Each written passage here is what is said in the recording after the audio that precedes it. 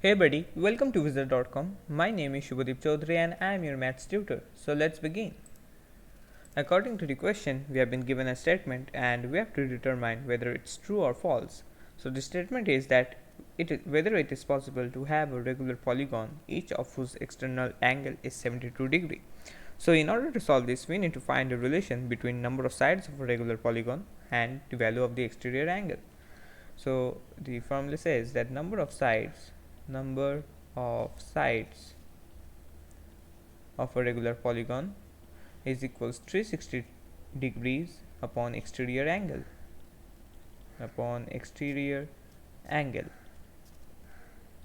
in the question we have to find the number of sides. So if the number of sides comes out to be an integer and greater than equals 3, then the given statement is true, otherwise it's false. So number of sides will become 360 degree upon 72 degrees, which comes out to be 5. Therefore number of sides is 5. Now since number of sides is greater than equals 3, that is 5, and it is an integer, so the given statement is absolutely true. Therefore true will be the required answer. So that's it. Thank you and have a great day.